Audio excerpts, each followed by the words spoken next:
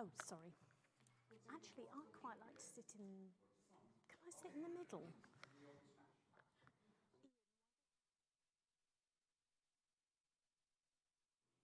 Stacey, sit there.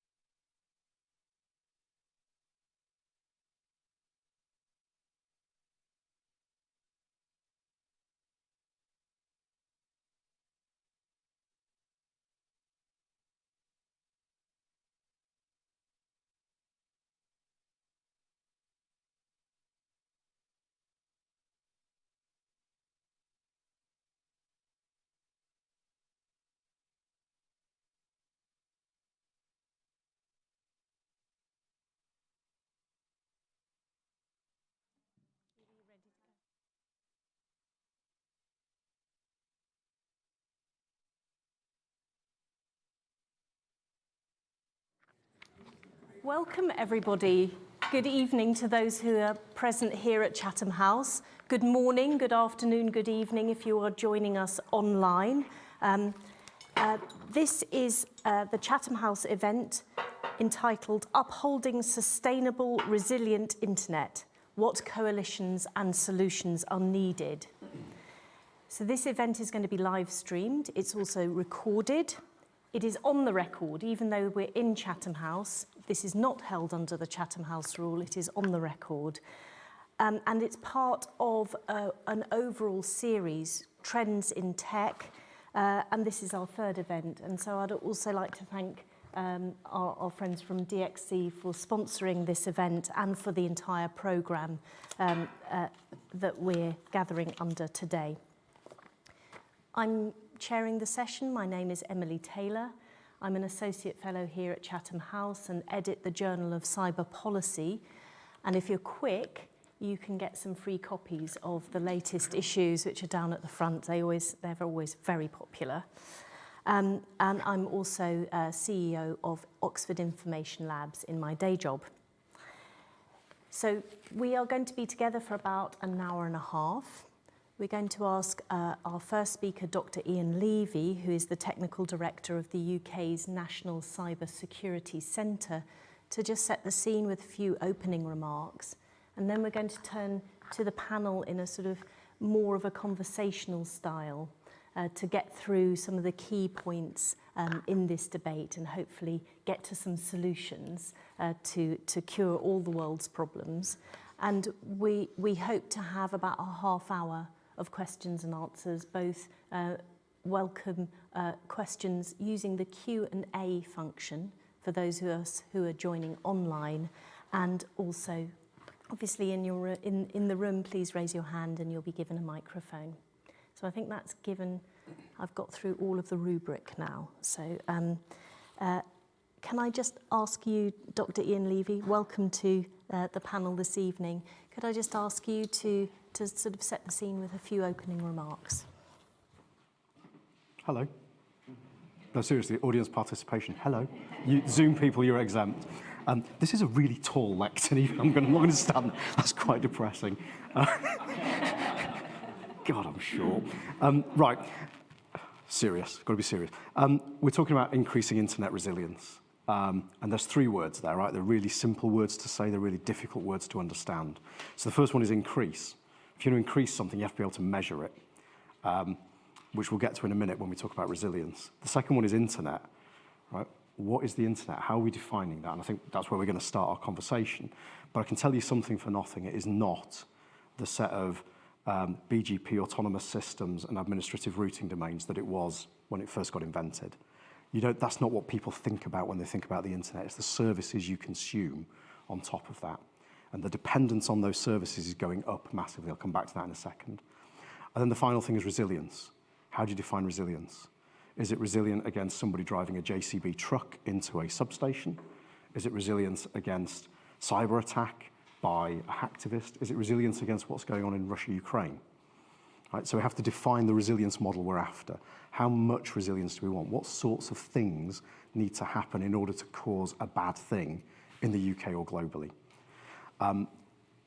Three things are changing, I think, that are relevant to this discussion. The first one is our dependence on technology is fundamentally changing.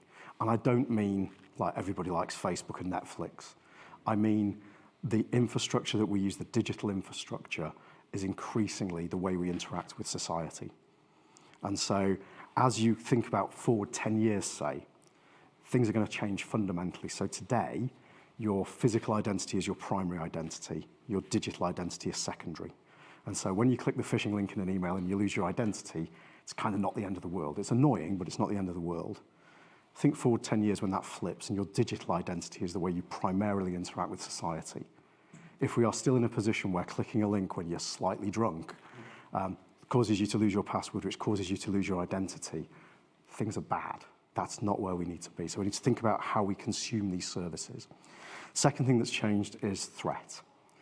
So back when I were a lad, if you were going to do cyber attack at any kind of scale, you had to be a nation state. You had to invest in it. You had to build up the capability. You had to understand what you were doing. Now, think about companies like NSO Group and Candiru and others, right? They sell effectively nation state capabilities to carefully selected customers, i.e. those with a few million quid. That's a fundamentally different proposition, right? The risk appetite of those adversaries, the way that they think about risk fundamentally changes from states. And so how do we cope with that? It cannot be the case that we are still building systems where a single vulnerability is the end of the world, which is where a lot of the stuff we have today is, including most of the internet. And then the third thing that's changed is how technology is developed. And so we're seeing a balkanization of technology already. We're already seeing it happen. There's a bifurcation. There's a Chinese-led tech stack. There's a Western-led tech stack. The thing about technology is it's not how it used to be. So technology now encodes standards. Standards encode values. And so the technology you choose brings with it a set of default values. And how do we make sure that the technology we choose in the next 5, 10, 15 years encodes the values we want as a society so we can support the other parts of that conversation? This is a really complicated set of things. It's not as simple as, I need more money to build more fiber.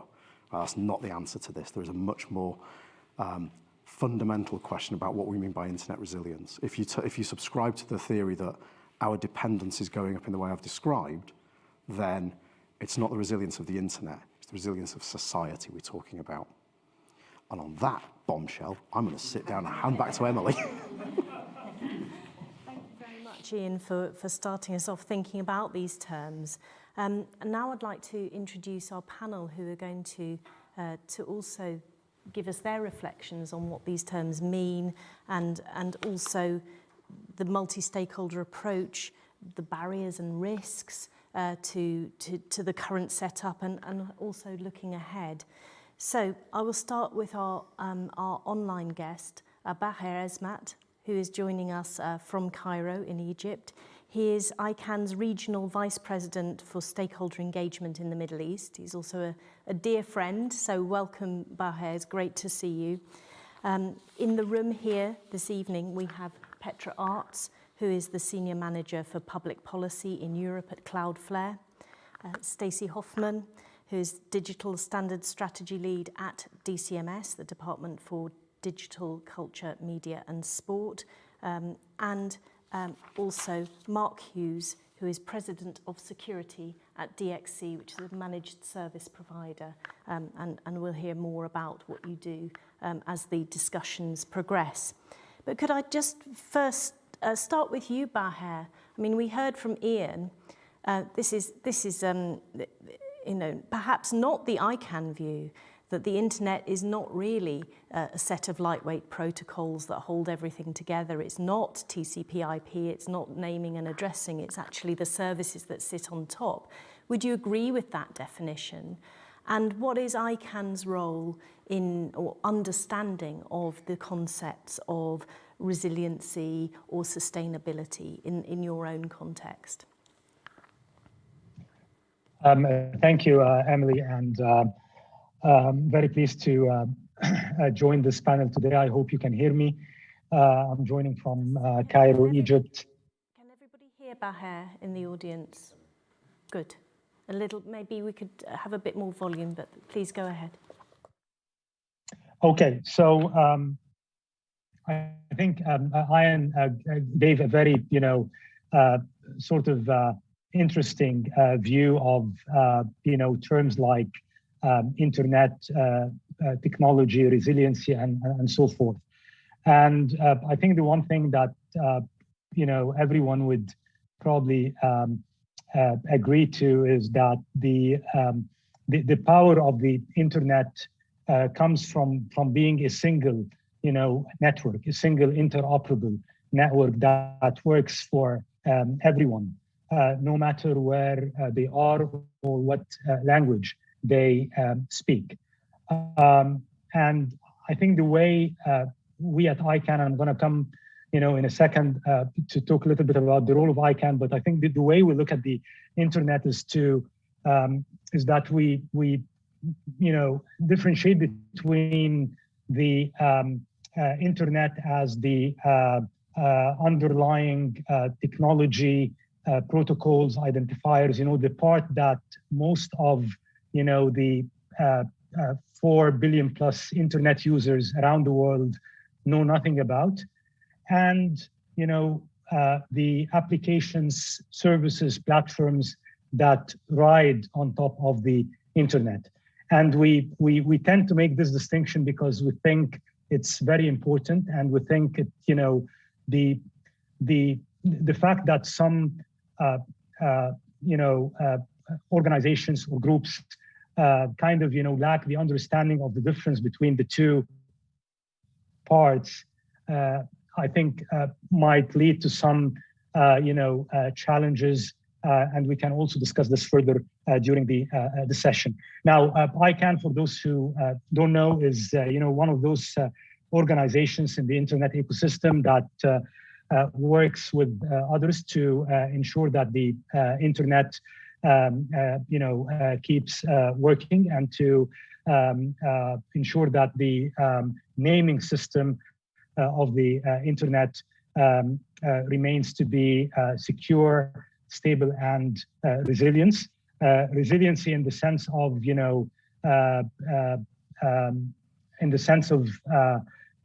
making sure that the DNS and the domain name system continues to work is something that is in the heart of the ICANN mission. The importance of the DNS in our view is that simply it makes the internet works, and the everything that we do online, from email to online shopping and so on, touches in one way or another on the DNS and on what ICANN does. And that's why maintaining the security and resiliency of the DNS, I think, is in the core of our discussion today.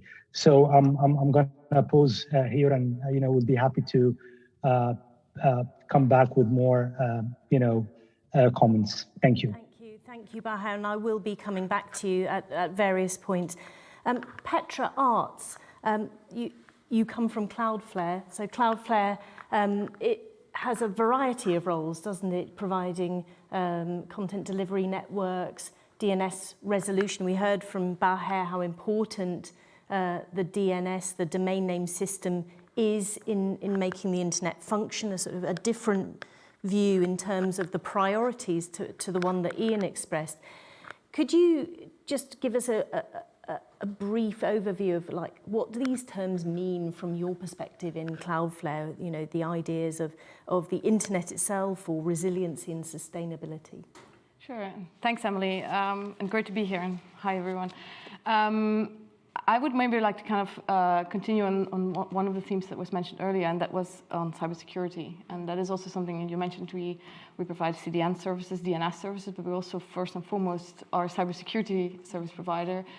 We provide services that help protect businesses and individuals against cyber attack on their websites, specifically DDoS attacks. And as was mentioned before, like there's the last couple of years and even the last couple of months, we have seen an enormous increase in cyber threats. And I think when we talk about resiliency, for us, that is one of the key aspects, is resiliency in terms of security of the internet. I think we can kind of all think back to the beginning days of the internet, where this was based on an idea of trust, how the internet was originally envisaged. But obviously, because it was amongst a small group of engineers that trusted each other, that knew each other, obviously security was not maybe top of mind when the internet was first designed. So that is also one of the, our mission is to helping to build a better internet. And that is also one of the things that I think we have seen over the years, is that it was necessary to build in more security and more privacy into the internet, compared to how it was originally designed. So for me, that is what I think about when I think about resilience, is first and foremost, how do we ensure that there is more security built into those networks, but also how do we ensure that in the internet, which is an enormous driver for economic growth as well around the world, that businesses can continue to use digital services, that citizens can go online without having been exposed to cyber threat and cyber risk. So I think that's the kind of first thing that comes to mind. When in talking about resilience, I think on the internet itself, of course, and Bahar mentioned it as well, I mean, it is a single network, and it is a global network. I think for us, that's also an incredibly important point if we're talking a bit about how to try to define it. So Thank you very much. And if we're thinking about the layers of the internet, we've got the ICANN purview going in the naming and addressing, and you guys at Cloudflare are really like on a very thin layer on top of that, providing not just the infrastructure, but also DNS resolution, cybersecurity, and content delivery networks, keeping content near to customers. And so, Stacey, let me turn to you next. So we've heard from Ian an assertion that there's already a bifurcation in this internet, from Bahar and Petra, that there is the single global internet, and it seems like the problem occurs in standards, which is part of your responsibility. Maybe you could take us to these terms. What do these terms mean for you in your role? Internet resiliency, sustainability. Is it sustainable? Is a single global internet still sustainable? I hope so. So as you can imagine, being on a team that works on technical standards, we are very much looking at the technical architecture that underpins the internet. So those are the protocols, the software, the hardware, that technology layer that is there and makes the global network of networks. Now, what we've started to do, and I'm sure many of you have heard the government talk about our support for a free, open, secure, interoperable internet. And what we really wanted to do is take that and say, what do we mean by that at a technical level? So we've started to really drill down into what that looks like. And we've come up with 5 different lenses that we look at this issue through. And it helps to bring together the different layers that we are talking about here, and focus it on that standards layer. So you have an economic layer, you have a society layer, you have a security layer, you have a governance layer, and then you've got the technical layer as well, and that technical layer really being that foundational bedrock. And I think while these are not completely independent of each other, they are interdependent, and they work together to ensure that this starts getting towards the resilience point, that the one global internet remains a network of networks. For us, that's a key element of the resilience of that internet. And we also see, Ian brought up earlier, the values that are ingrained in technology. And some of the earliest way in which that's done is through the development of technical standards. So ensuring that our values, our democratic values, are ingrained in those technologies, in those standards as they are developed. And that means multi-stakeholder participation, which we'll get to in a little bit. Ah, fantastic. So It's interesting for those of us brought up on the traditional internet stack, which it's very much like pipes and wires and then blah, blah, blah, all the 7 layers. You've come up with a 5 layers, which also bring in that societal impact that comes back to your points, doesn't it, Ian, about the economic dependence, the societal dependence, also security, bringing in Petra's points, and governance being part of that very much. We'll come back to multi-stakeholder governance, but let me turn to you, Mark Hughes. We're sort of going up the stack a little bit. So would it be a fair analogy to say that DXC is something like the managed service providers who provide the sort of security and they sort of take care of everything for your clients so that they can enjoy a sense of security on the internet, particularly for businesses? And things like the supply chain attacks that we saw last year, the Kasaya attacks, would be very much something that would be a threat to your customers and your business. Of course, not that it was affected by you, but that brings out the resiliency point. And also, what does sustainability, resiliency, and the internet mean in terms of you and your customers? Well, thank you, Emily. Well, a number of things. So we've talked a bit about the infrastructure and obviously performance and other things. And I don't think in any way, shape or form we should ignore that. I think there is absolutely a place for where we have those points in the stack, the technical stack standards, everything else, where there's real force multiplication there. If you can get some of those things right, then things will operate in a more resilient way. I'm going to use the word, but as I said, we've already agreed that's quite hard to define. I want to go somewhere else, though, because as you rightly say, my business does IT services. We provide, the services that help organisations provide their services to their customers. And I want to start with risk, because inherently, if you're talking about resilience, then conversely, you're talking about stuff that isn't resilient. So there must be somewhere on that spectrum that you think, well, I need to be this resilient. And it stands to reason that if your livelihood is about providing a service to someone which they might be paying you for or offering you something in return, you therefore have to have a sense of how important that is to you and how resilient you want it to be, or conversely, how much risk you're prepared to accept in it not being as resilient as you want.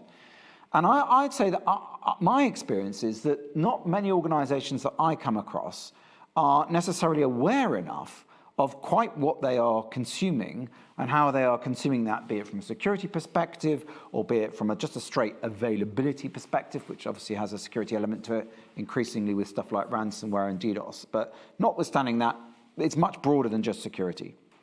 So how much resilience does someone really want or need?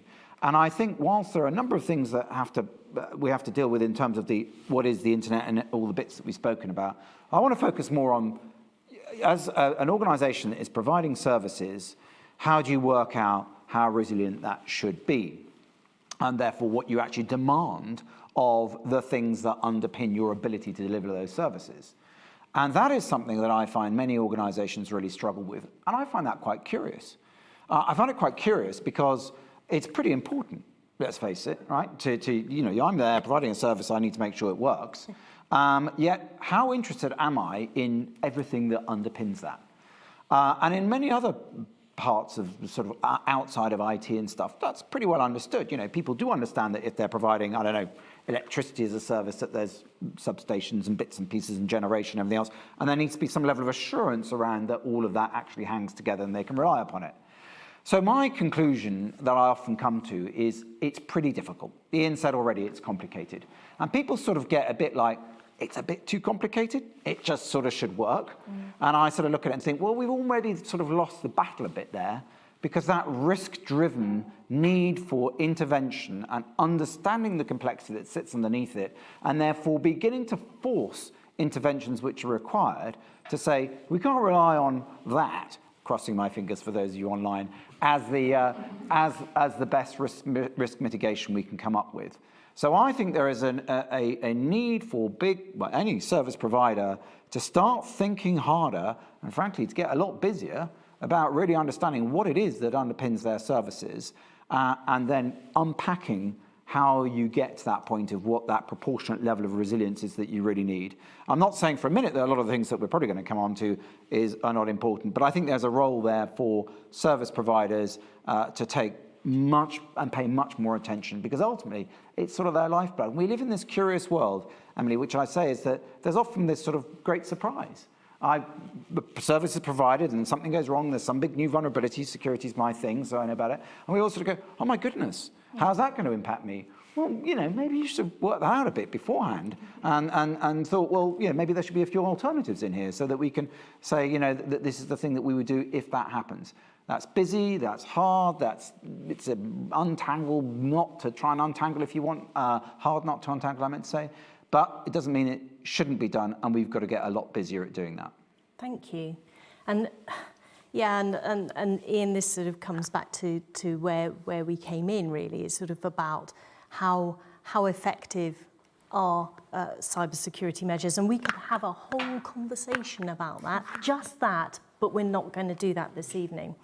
Instead, we're going to talk about our essay question about upholding a sustainable, resilient internet.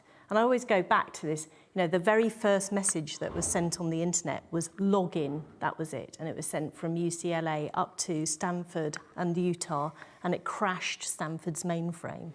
So, right from the beginning, there is the wonder of being able to connect things. And I think sometimes we're blunted to that because it does all work and it is kind of interoperable, but it also goes wrong all the time. But there is this sort of resilient network. And I think one of the things that has been a feature of the last 20 years of governance is this multi-stakeholder approach. The institutions, Baher introduced us to ICANN, naming and addressing a really important technical function. I suppose we would also think about Internet Governance Forum, created by the World Summit on the Information Society in 2005, a non-decision-making body operating in the UN, the United Nations environment, and also for the standards piece, there's the Internet Engineering Task Force, which also is described as multi-stakeholder. Perhaps it would be more appropriate to call it industry-led. Maybe we can discuss that. But I don't want to do a big lecture about, what these institutions are. More about, how they've been successful. Maybe I could just ask you, Baher, and also maybe we could get some just very quick fire examples from audience or people joining us online of what have been success stories of the multi-stakeholder approach over the last 20 years or so. Baher, why don't you kick us off with a couple of examples? We don't have to go into this in massive detail, but just one or two things. Maybe we could talk about what happened in the context of the Ukraine invasion. I don't know if we would brand this as success or failure, but maybe it just gives us a sense of what these bodies are and the way they behave. Could you talk us through that incident and maybe a couple of other examples, very briefly? Yeah, sure. I think in the context of ICANN, essentially ICANN does two things, or there are essentially two pillars to ICANN's operation. One is the technical pillar, and this is what I talked about briefly, maintaining security, stability of the DNS and so on. And then the other pillar is developing policies pertaining to the naming systems or the unique identifiers. And the policy development part is led by what we call the ICANN community. These are the many different groups and experts that come from different backgrounds, from different geographies. They come together to discuss and try to reach consensus on some very complex issues pertaining to the naming and numbering systems. Success. Some of the successes that come to mind. Over the past almost 2 decades, not only the ICANN community, but many parts of the internet community have been working on on making domain names available in different languages and scripts, trying to fulfill a bigger goal of making the internet accessible for everyone, particularly those whose native language is not English. And there have been, great achievements, in this track. Again, I'm not going to go into details, but this is one real example for a multi-stakeholder process that has been at work for a long time, and the work is still. More work is still going on. With respect to the Russia-Ukraine, situation, I think it's important for ICANN to remind everyone of its role in this ecosystem. ICANN was established to ensure that the internet continue to work in a stable and secure manner, ensure that innovation and creativity continue to take place on top of the internet. And this wouldn't happen without having this one single naming system that ICANN together with the ICANN community maintains. And in addressing the recent situation of Ukraine, I think it was important to sort of reiterate this role, and to make it clear, and to ensure that everyone gets this role, because ICANN was not built to take either an organization or a nation of the internet. Actually, quite the contrary. ICANN was created to ensure that everyone has access to the internet. So, and this is, I'm sure those of you who have seen the letter that was sent to the Ukrainian government, it kind of, stated these, sort of principles, and clarified the role of ICANN in the, internet ecosystem. Thank you. Ian, Stacey, have you got any examples maybe from the standards environment or any other multi-stakeholder success stories? Am I allowed to completely disagree with the chair? Is that okay? Tell me what you're going to disagree with, and then I'll tell you. Your premise. So your premise is that this whole process has ended up with a resilient network. It hasn't. So let's be honest, right? For any sensible definition of resilient, i.e. anything more than it is highly available, none of the things we've talked about are resilient in my definition anyway. So let me give you some examples. So Bahir's just talked about internationalized domain names, and it is awesome, right? Technically incredibly challenging how to get multiple languages to resolve in a sensible way.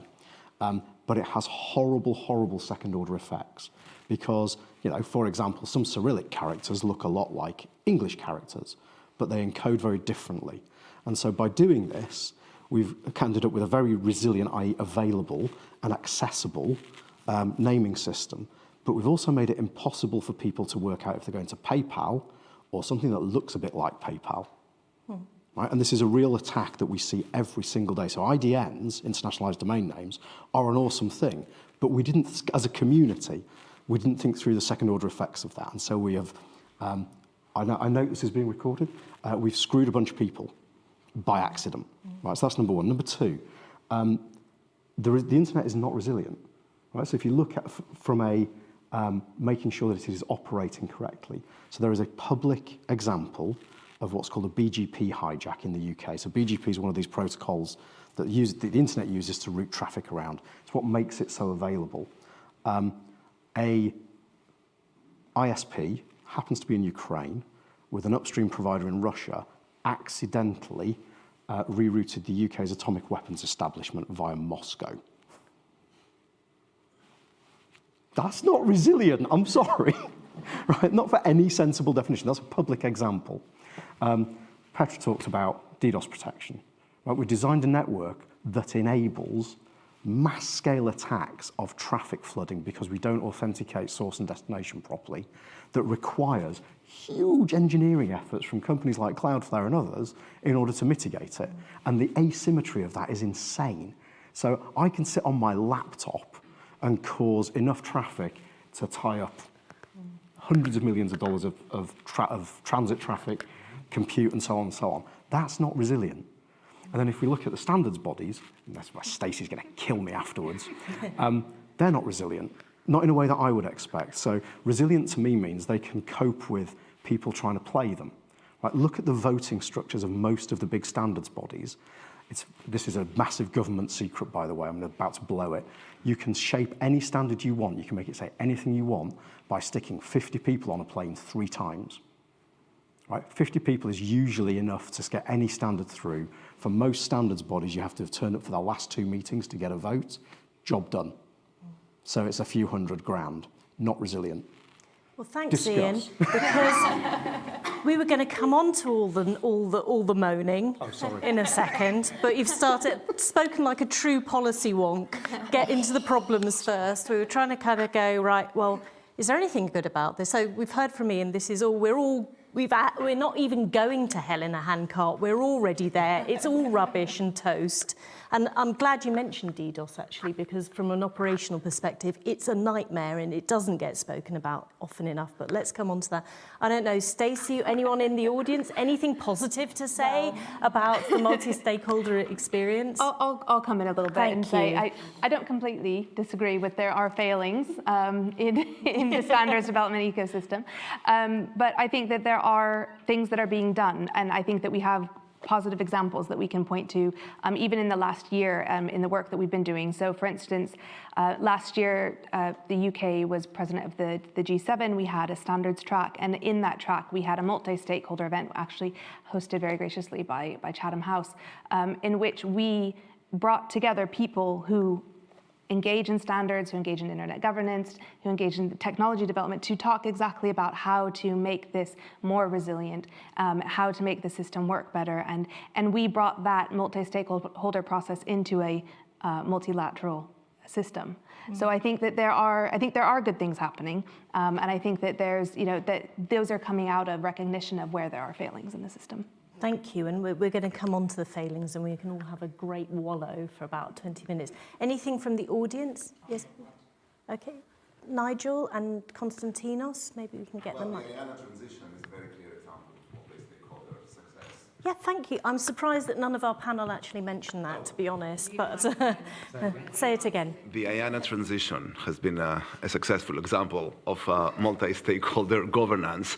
And the only point that I want to make is that, I think it is important to ask ourselves what sort of expectations we have from multi-stakeholder governance, right? Because both what Stacey and Ian said are both very valid. So if we're expecting that multi-stakeholder governance is going to replace multilateralism, this is not going to happen. So I think that we need to be a little bit flexible. But IANA is a clear example. Thank you. And Nigel, you had something to...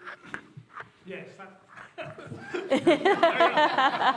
Thank you very much. Nigel Hickson, DCMS. Yes, I mean, IANA transition was a major step forward.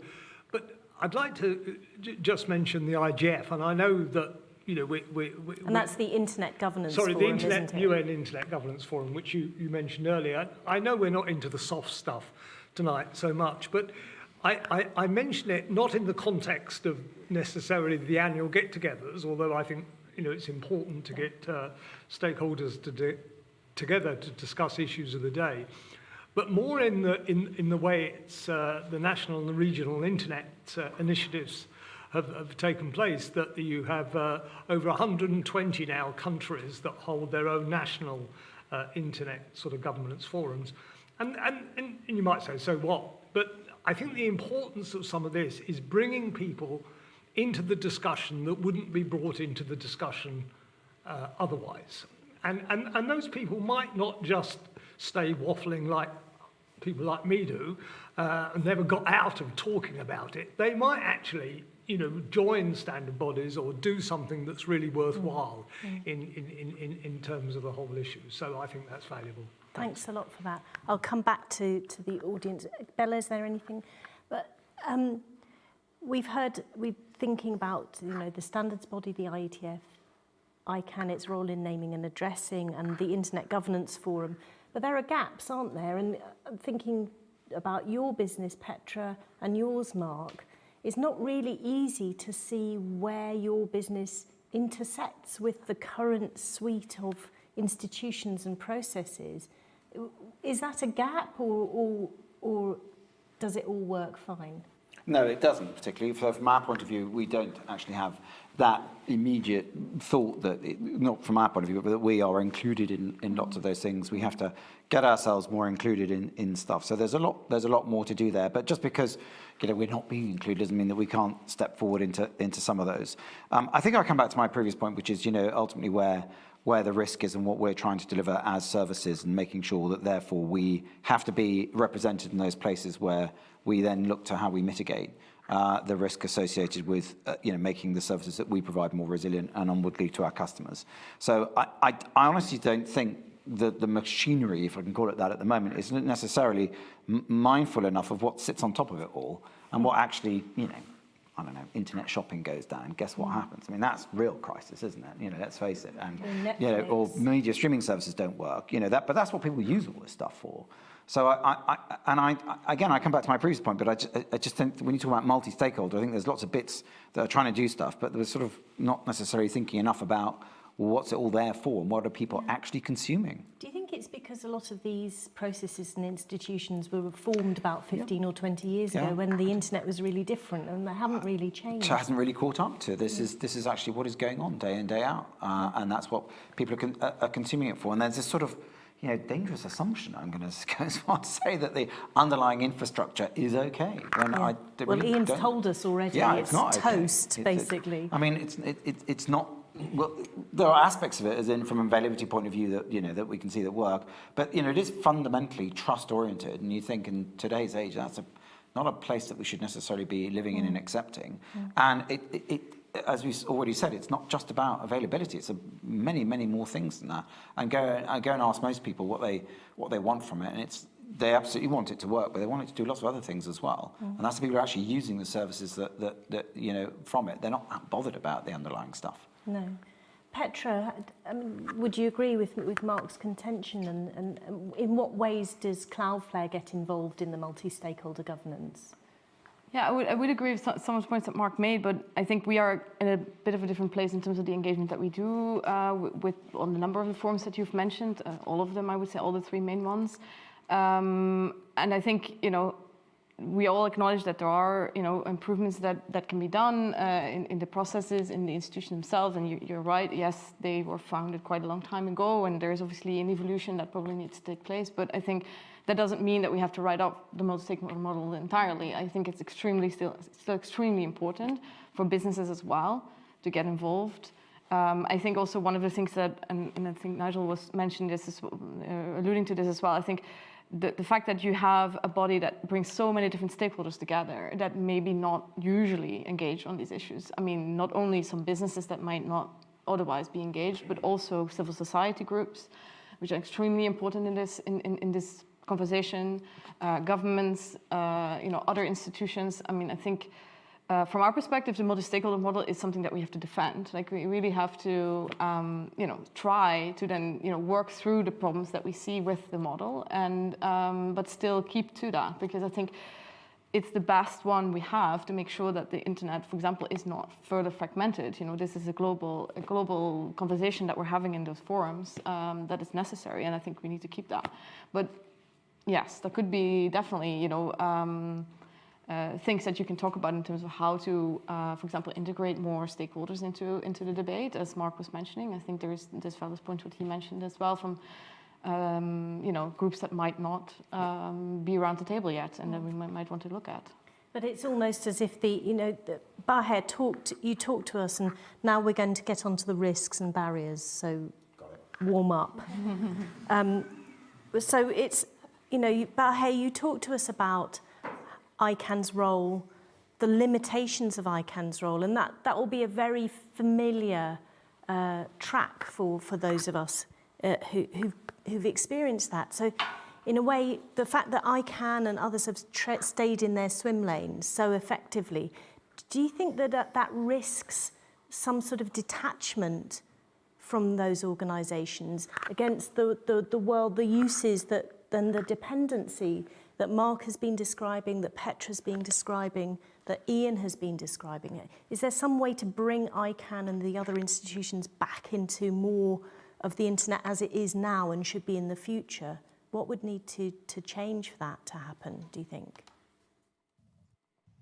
Well, I think, whether ICANN or any of the other technical organizations, I think it's,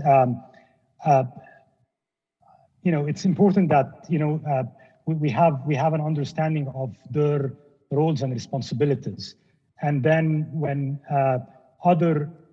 and also to understand that the internet is not all about the technical bodies, those who develop standards or policies pertaining to technology and so on, because the internet is much larger than this. And then I think the challenge is how the different stakeholders and the different actors, how they can, work together, how they can, engage together, how they can share the challenges and discuss the challenges that the internet, is facing and so on. And for each one to, explain its role, what it can or cannot do.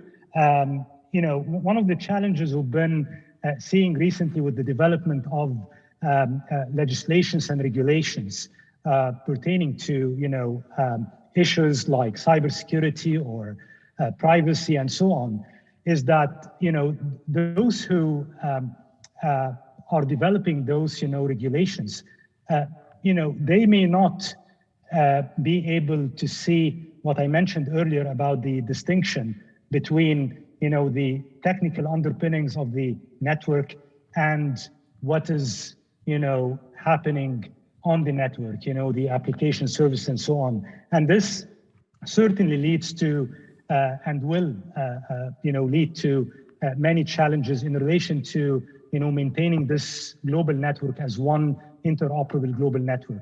And I think the one thing that we lack here, and this is, back to your point of question about the risk, is the lack of,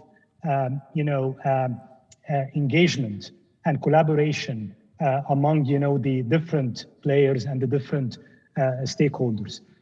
So this is one of the key risks that I see there.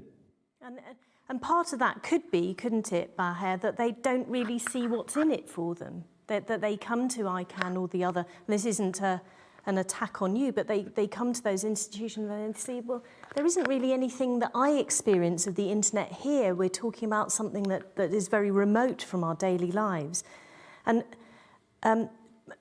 Stacey, just sort of going from ICANN to the standards environment, Ian just said it's actually easy to gain this. Mm-hmm. You just put 50 people on a plane and you get 3 times, you get a standard. And I was reflecting on this the other day, like that somebody said to me that democratic governments at their best have mechanisms for dealing with incompatible views among the different stakeholders. That is actually part and parcel of governing, is like, this person's going to say this person's going to say the opposite, and they will never agree, ever. And we've got to do something else. And in standards bodies or in the other internet governance institutions, where are the parallels? Mm-hmm. Where it's like, I know I've heard you for 20 years on this issue. Mm-hmm. We're moving, okay, we're going here. Do those mechanisms, those tiebreaker type of things, do you see those now that you're in government? Do you see parallel mechanisms to help break the, tie break when people can't agree? Well, I don't think people want government to have that role in the multi-stakeholder model. But I think it is really important that government is seen as one of the many stakeholders that participate in this model. It is something for us to be sitting at the table and having these discussions with stakeholders. And it's really important that we can't shy away from the areas where we have those fundamental differences. I think sometimes we are focused we either focus too much on where we disagree with people that we are very like-minded with, or we don't at all put any attention on that because we know we don't agree, so we're just not going to touch it. And we had and speaking of the IGF, which my colleague Nigel very rightly brought up, we hosted an open forum in December on the future of the internet, talking about what the governance models, the engagement that's needed. And what really came through some of that engagement was the need to take into account the fact that we have existing international legal frameworks that we can bring into these discussions to help us get to the crux of what the issue is. And that includes frameworks like human rights frameworks that we can use to help us resolve these issues in these multi-stakeholder bodies instead of shying away from that. Now, of course, underlying that is the capacity building that's needed to get the right experts in the room, to get the people who have that expertise to actually engage in those discussions. So for us, we see that as a huge mountain to climb, and it's particularly in the technical standards arena. It's a very different arena than, say, the IGF or ICANN. But also, I think from a government perspective, and you can see this through some of the declarations, like our G7 declaration last year, there's a need to acknowledge the real-world impact of the decisions that are being made in these policy forums, in whether it's an ICANN or whether it's a technical standards body.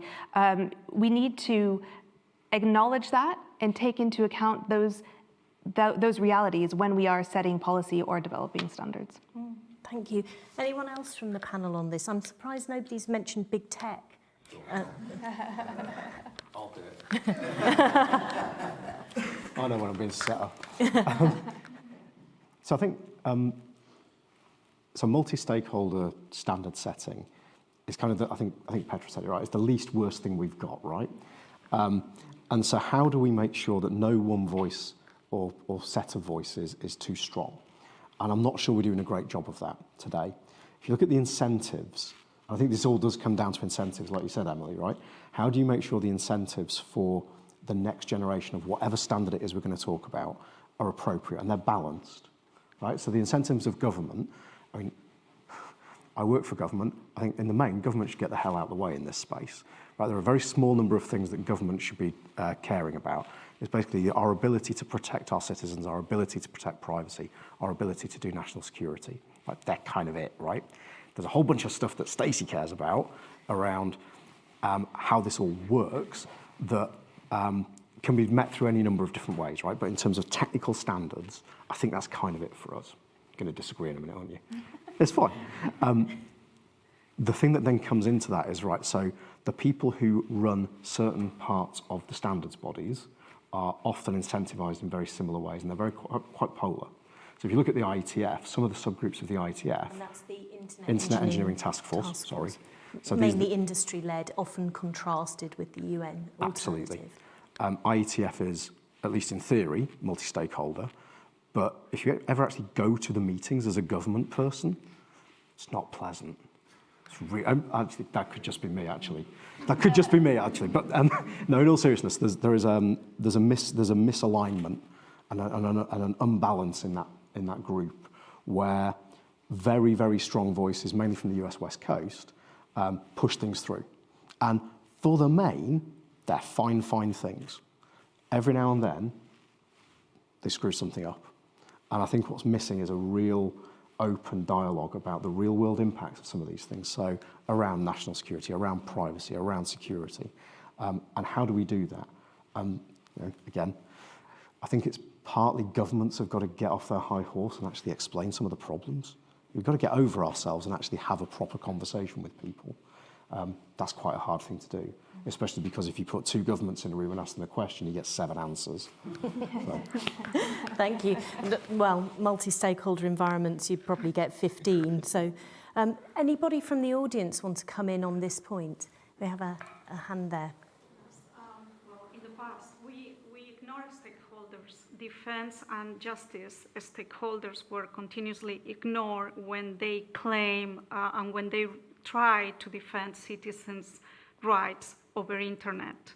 And this is still the case. And what do I mean by this? The European Commission, they didn't want to regulate the internet because it was unpopular to do so.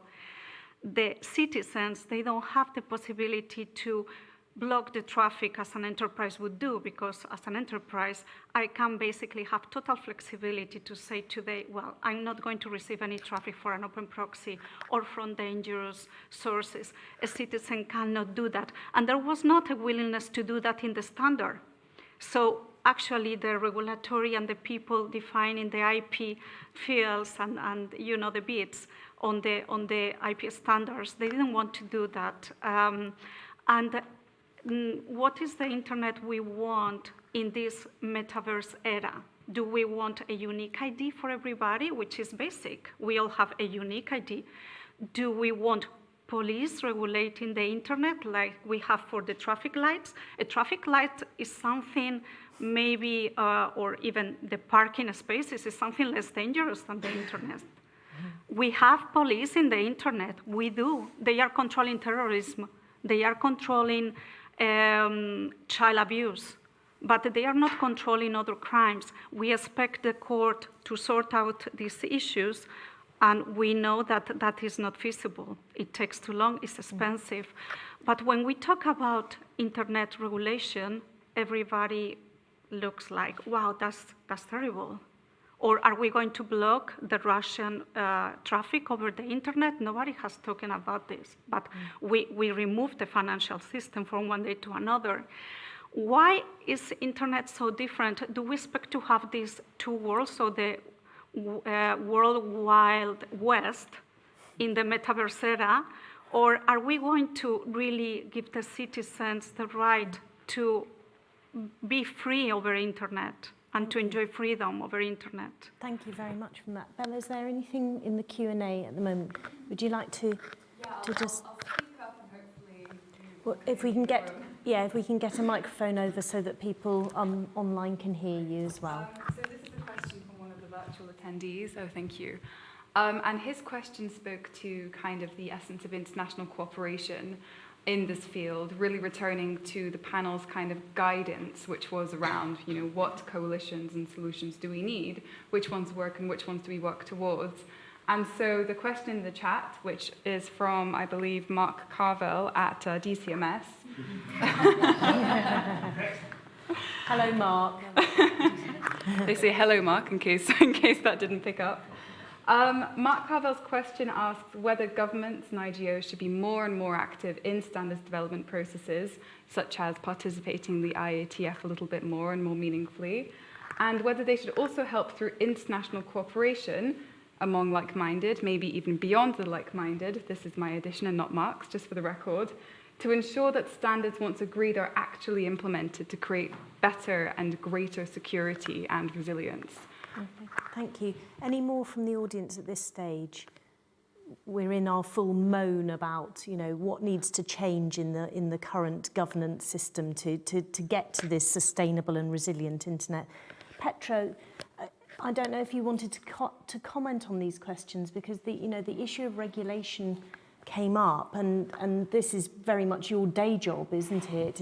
Is dealing with the now raft of proposals and new laws coming through, and I think this is an important piece of the jigsaw for us to consider, because we've got these multi-stakeholder institutions, but having been quite restrained for a few years, democratic governments are now really going for it, aren't they, in terms of legislating.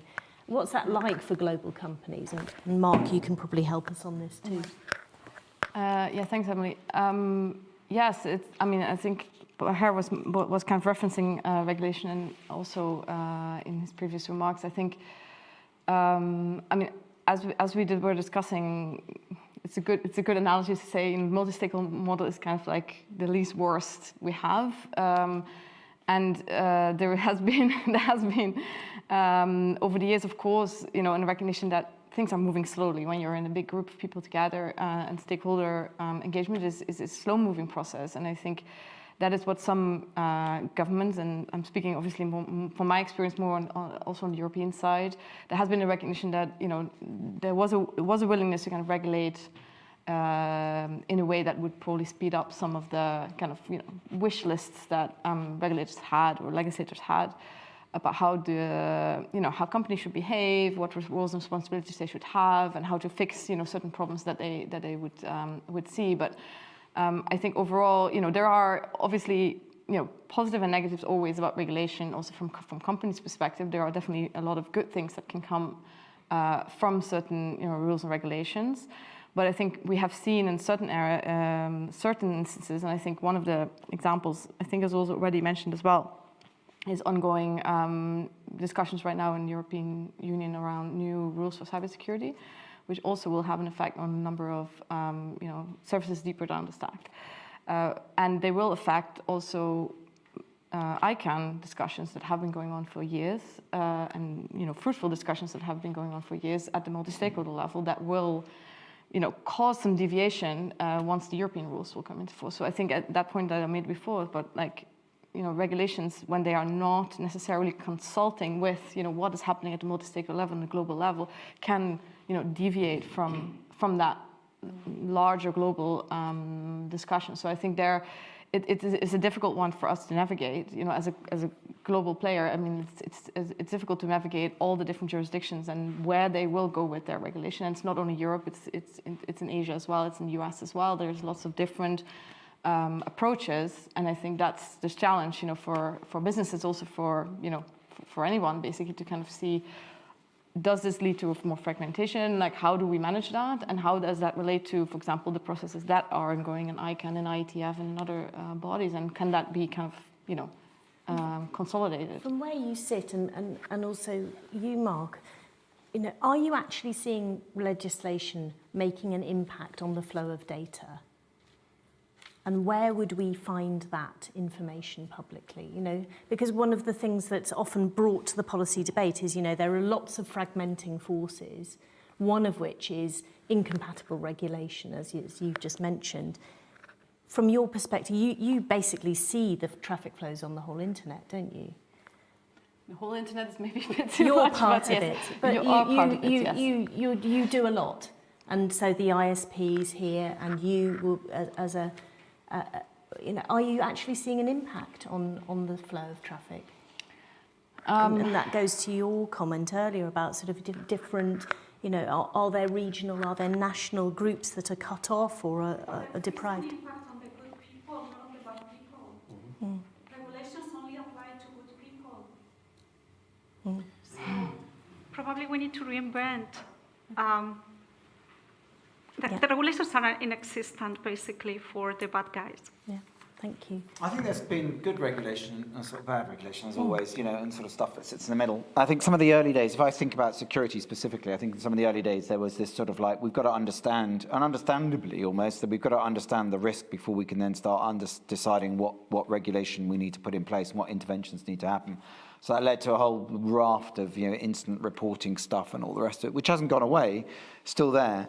And some of that was, had some validity and purpose in it, but we saw repetition of the same thing happening in many different jurisdictions, and that certainly became quite burdensome. And it was always slightly different flavour in each one. But when you got good at it, then you could sort of just rinse and repeat for the next jurisdiction that came along, or body or whatever. And so that I think was success. Had some limited success. But I come back to that incentives point. I do see that there is a regulation that is now appearing, and often regulation, you think in business we just don't like any regulation. Actually, in some cases, when I come back to that risk point, some regulation is pretty useful because it gives you a sort of starting point on which you then can hang a risk mitigation program around, because any risk mitigation is going to be like, do I build Fort Knox or do I leave the doors wide open? And, if all the gold gets stolen, then you've got a fairly good idea about what's at stake. And sometimes a little bit of incentive through regulation to say this is what's at stake isn't unhelpful, if that's not too many negatives. So I think there's been a level of maturity. But one of the things I would say in my own space, in terms of security, what I see is that there is this trouble of trying to regulate in a space where, if you actually look at what's going on often in security and where most organizations, people get impacted by, it's still fairly basic stuff, sadly. And frustratingly, we look at it and think, come on, the security element of resilience, right, which is only one part of it, sort of like, we're not doing a good enough job at getting much better at that. And so we have all this regulation, and it sort of swirls back to, it ends up being the same few things that you need to do, which Unfortunately, I'm sorry I'll bust the myth here for you. Fortunately, I'll let you into a secret. It's not that complicated on the face of it in terms of the things that you need to do. What is complicated is doing them at scale consistently well. Back to that complexity. And I think there is some regulation that is emerging now that is recognizing, therefore, where are the aggregation points that you hit on in the system to then be able to say, well, where can you get a massive bang for your buck in terms of regulation? So where can there be that sort of force multiplication effect of that particular targeted piece of regulation that then says we can get a real one-to-many approach on a few things done consistently a lot better. And I'm seeing that really beginning, some pieces beginning to emerge. UK, we operate in, 70 countries plus across the globe. So the UK is actually fairly well leading in that space. And not just in terms of producing stuff that's actually pretty, is getting better, and but is also thought through, and the stakeholder engagement to get to the point of doing it is a bit better as well. Thank you. So there are a few things in there, Emily, about what I think regulation is. Now, please don't let anyone in the audience take away from it that big business has just said regulation good, and we want more of it. But something along the lines of it's getting better. Yeah, as long as it provides incentives to do the right thing. So anything from our online group at the moment, Bella? Anybody else from the audience? I want to come to you, Ian. Konstantinos, let's hear from you, and then I'm going to come to you, Ian. Thanks. It's really for Ian, but also for everyone. We have the tendency, and I do it myself, right? We're talking about this open, global, interoperable internet, and we're all working towards making sure that it exists. But one of the things that is happening, and it's really the untold story, is that the public internet is rarely used currently, right? I mean, we are going through either privatized or specialized networks to do what we do. We are seeing that innovation is being displaced higher up the stack. I mean, innovation hardly is happening right now at the level of IP. Well, if you take away the new IP proposal, or BGP, or, we put black boxes in order to be able and make sure that Internet of Things also is able to communicate with the IP protocol. Where do you see, all of you, the internet heading, considering that this is the reality? Yet again, it is a reality that we don't really talk about, and we are bouncing back to this narrative that was handed back to us in the 1970s about this decentralized network that operates on the basis of openness and, interoperability and so on and so forth. Yeah, and can I add a rider to that question, actually? I've talking to colleagues and friends in this environment, there seems to be almost a fatalism that the internet is going to split or has fragmented in some way. And some people saying, well, we should just get on with it. Is that actually what we should be aiming for, Ian? No. Why not? Because it's stupid. Can I go back to this lady's point over here? Because I think you made 3 points that I think are really, really important. I just want to make sure we've got them, and I want to try and answer them. So the first thing you said was enterprises have choice, consumers don't, right, in terms of where the burden sits. The second thing you said was regulation only applies to good guys.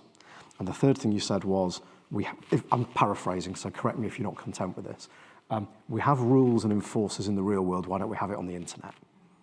That pretty much what you said? Yeah? Regulation does not apply at the moment. Yeah. The current legal, because we basically try to sort out everything on the court. Right, totally. From that perspective. Yeah, agree. So that was, sorry, she said, just to make sure everybody heard, at the moment we try and sort things out through the courts. So I want to just really quick, and I'll come to Konstantinos' point. The burden of security, resilience, whatever you want to call it, is currently in completely the wrong place. Right? So if you think about what we do with consumers, with normal people, we say, if you click the link in the email that steals your password, it's your fault for being stupid. No, it isn't. Right? It's our fault for building technology that sucks. Right? No sensible person can actually do this repeatedly. Nobody, right? So we've built technology that people cannot use reliably and resiliently. We run something called the Active Cyber Defence Programme in the UK, and the idea is to try and remove some of the security burden from citizens. So one of the things is, if you get a dodgy email, don't fret, send it to us. If it's bad, we'll take the bad stuff down, right? So you help everybody else. 10.5 million dodgy emails have been sent to us in 15 months. 76,000 cybercrime campaigns that we didn't know about. So we took about 200,000 cybercrime campaigns down last year. 76,000 of those, the first time we heard about it was when a member of the public reported it. Now, that is a coping mechanism for crappy technology, right? So we've got to fix the technology is my point. The second thing about kind of the enforcer and the rules. So the thing that we do really badly is we make that analogy. We say, well, in the real world, we've got people who patrol parking spaces. The problem is the scaling functions are fundamentally different. So if you screw up a parking space, it's one parking space. Right? Somebody parks for an extra half an hour, yippee skippy. Screw up on the internet, 4 billion people get harmed in some way that we can't really quantify. And as I said at the start, if you believe the thesis that we're going to get more and more dependent on this, those impacts go up and up and up. And so our risk calculus, going back to Mark's point, the risk calculus, the understanding of how people are going to abuse the stuff we build is fundamentally not right. It's not in the right space. And look, so I'm the technical director for the UK's National Cybersecurity Centre, right? I am the geekiest geek in the UK when it comes to cybersecurity, right? At the moment, cybersecurity is a wet finger in the air and a gut feeling. Feels good enough to me. That cannot be good enough in the future. We have to put some science behind it. We have to be able to reason about it. And I hope that starts to answer my version of answering your question, right, is where do you want to put the effort?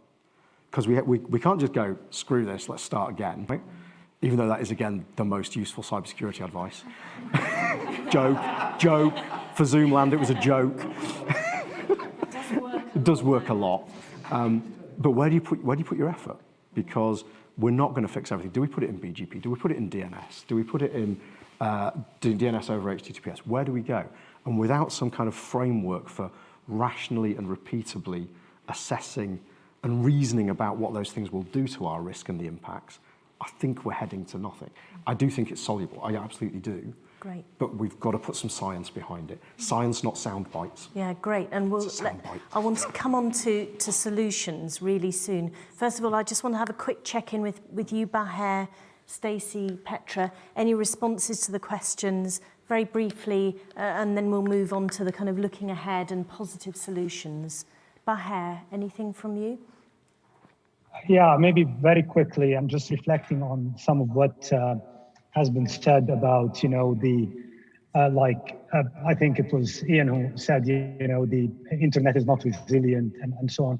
I think, the internet is not perfect, right? I mean, neither its security nor resiliency is perfect. Otherwise we wouldn't, be here today and having this discussion. I think the internet has been evolving, and maybe in the past 2 years during the COVID-19,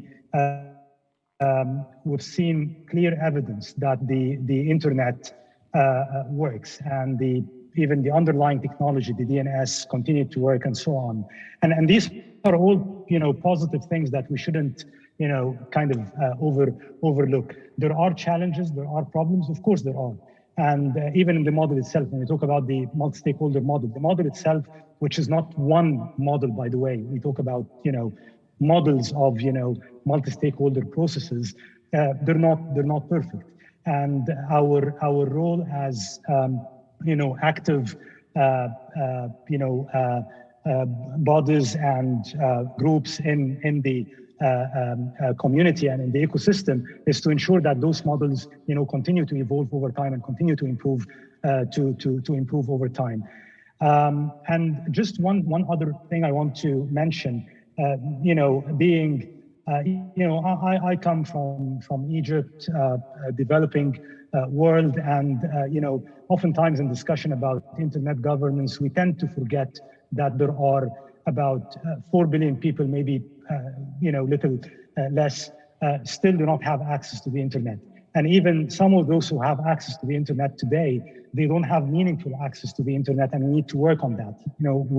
I don't mean I can, I mean, those who are, again, have a responsibility and role in developing the internet should continue to play their role in ensuring that the 4 billion people around the world will have meaningful access to to the internet. Thank you. Stacey. So I think this is a really good and a really interesting aspect of the conversation, and we've been thinking a lot about what are the drivers of the future of the internet and what are those impacts. And a couple of the concerning drivers for us are fragmentation, which we've talked about a little bit, and consolidation. So if we look at the fragmentation aspect, we're concerned about how that would impact interoperability across a global network. We're concerned about how that would impact the connectivity aspect of it as well.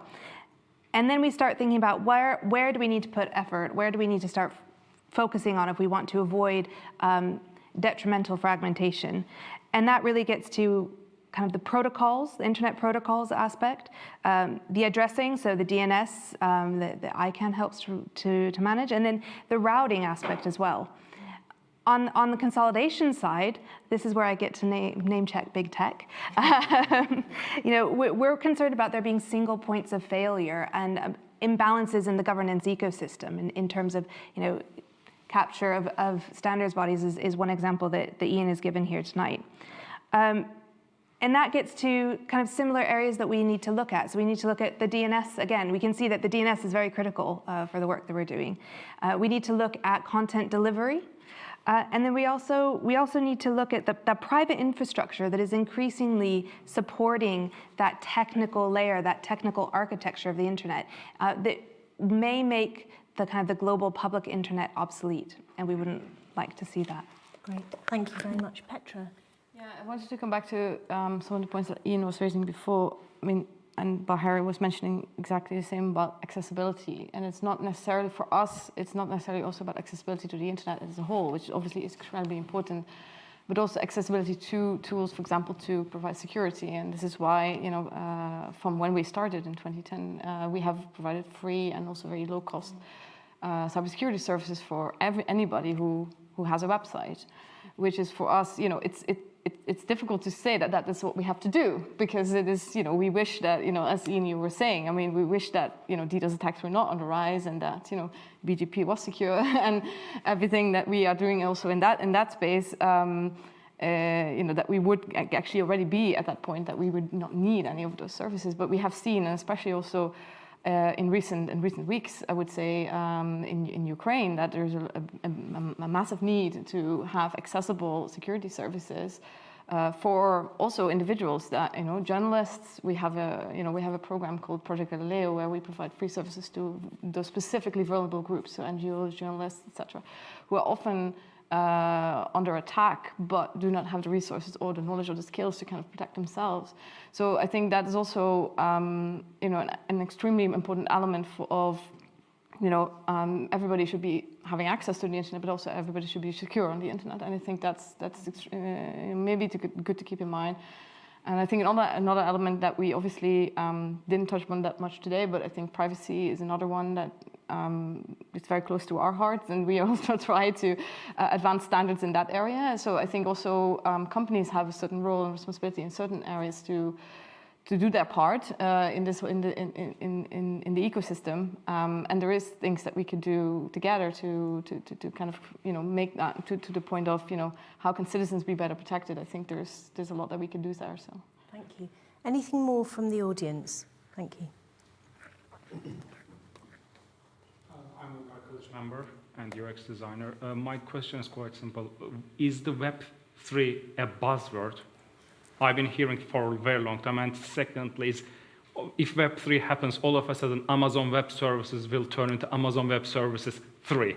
So we will have the same thing with a nice facade, but the reality is the same. Because with Web3, they never explain, will it be based on TCP/IP, or your obsolete dishwasher will be using as my server? There are lots of it's a bit hypothetical thing I've been hearing for a decade, but nothing is happening. Thank you. I'd like you to bear that in mind because we've got 7-8 minutes left. Anything more from the audience before we go ahead? I'm going to go to you, sir, and you, ma'am. Hi, I'm Nick Beecroft from Carnegie Endowment. A lot of what we've been talking about here, I think, is a form of systemic risk, and we've encountered systemic risk in other systems, the finance system being one of them. part of systemic risk is there's a huge imbalance in understanding of where risk lies, as I think you've talked about. And another part of it is that a recognition that there are some critical nodes in that system that have to be treated as critical infrastructure. And I wonder if there is a inescapable conclusion in building more resilience that there are some entities, private entities, that are so critical to this system that some form of regulation along the lines of critical infrastructure is inevitable, even though it may be unpalatable. Thank you. And you had a comment or question? We'll just get the microphone many to you. stakeholders did a lot, and no offense to anybody. I would like to highlight probably the best practices that now the Spanish government is having over 48 million population. So basically in a record time, they manage to block all the contents that are published on Twitter or Facebook against the government actively. They will disappear. They basically control all the viral content against the government. You cannot forward over WhatsApp. This is quite a lot control over the big internet. You cannot forward over WhatsApp contents that have been forwarded many times. So if we could copy this practice that the Spanish government have done inside of the European Commission and under the freedom of the European Commission as a state member, if we could copy these best practices applied to offensive content over internet at massive scale, the same way they have done, it would be great. And what I mean by this example, which is real, is that we think there is a lot of complexity, but when governments have the willingness to protect citizens, they can do so. And this is an example. Thank you very much. So we're just in the last few minutes, I'd like to look ahead about what change needs to happen. I mean, I think that we have heard some positive things. We've also heard quite a lot of problems, and it reminds me of family holidays in Ireland, where you stop to look for directions, and the answer is, well, I wouldn't start from here. And, but we are here. We do, this is what we have to cope with. So how do we evolve? Do we need to make new coalitions? Do we need to do different things? I'd also like to hear from anyone on the panel or the audience who thinks everything's fine and nothing needs to change, nobody needs to evolve. But I want one positive suggestion from each of you about what needs to change that would make things better. Haven't heard from you for a while, Mark. Okay, so I think a couple of things. So I think there is a real desire in many sort of government circles to do things that governments do well, which is, regulation and everything else. And so there's this dichotomy that I see where there's these big ideas, yet the actual reality of what's going on is a lot of things need to happen in the private sector, because it's pretty well much when it comes to internet-related services in the private sector. And that isn't necessarily particularly palatable, because it's sort of like boring stuff that it just needs to happen at scale, and it all involves those nasty sort of people who want to make a lot of money. And so how do you reconcile those two things? I think there are some steps now that I'm seeing, so positive, that are doing that. I think you're absolutely right, Nick, in terms of the point you made about you have to find those points where the aggregation of risk sits. I think it's absolutely inevitable that has to be palatable or not. Points where the regulation and other control needs to be exerted there. I think some organisations, I'd say like ours, like DXC, we are doing things now to ensure that we make our services more resilient, but there is an ecosystem that has to sort of rely around that. So I think there are some positive steps there. I think there is a need to address some of the bigger issues, but let's not forget a lot of this stuff, if we can solve for some of the here and now, back to your point about where we are today, and do a few things, we could actually make quite a big difference in the whole resiliency thing. And I don't just mean from my perspective from security, I mean also from some of the societal things that we're talking about, economic. I mean, I'll just quote back to active cyber defense. I used to work for BT, we were very heavily involved with that initiative. Ian's just quoted the fact it's made a big difference. So there are some things that we can do that have been successful, and let's build on that success, not forgetting the fact that there are bigger issues to deal with, but it's not just about the big issues. Thank you. Baher, what one thing would you change to make things better? How would ICANN evolve? I think one thing we can do is to work on improving and making the multi-stakeholder processes that govern the different policies pertaining to the internet make those processes more inclusive, ensuring that, voices of people and stakeholders in the developing world, are heard, their views are coming to the table and are taken into consideration. Thank you. Petra? I've said before, I think it wouldn't change that so much about the multi-stakeholder model, but I think there can be improvements within it, to kind of make it better. And I think inclusion of more stakeholders in that conversation could be a good start. I think maybe coming back to the question that was raised earlier about access to information as well. I think one of the things that we've seen, and this is again related to Ukraine and Russia, we have seen an increase in some the use of some of the services in Russia, following the kind of Russian actions that they have taken to kind of close themselves a little bit more off from the global internet. I wouldn't say that they have done that, but there is obviously steps that they have been taking. We have recently actually written a blog about this this week, actually, about what we have observed in the network. And also the use of services like VPNs, and you see that Russian people are very increasingly using those type of services because they want to know what's going on outside of Russia if they cannot get that information internally. So I think that is exactly why the multi-stakeholder model is extremely important, to keep everybody in dialogue with each other, and when these kind of things happen, that there can be a response as well from the global community, but also there can be solutions to those kind of situations where we would see splintering and fragmentation. And I think then it's even more important to have those multi-stakeholder models. Thank you. Stacey, what would you change to make things better, particularly in the standards environment? So I think that I would really work as Petra was saying, that we need to reinforce that multi-stakeholder model that we have now. I think we need to consider the different spaces that we have. We need to be able to look at what we've got and use it in a way that is able to address the issues of today, because it is possible.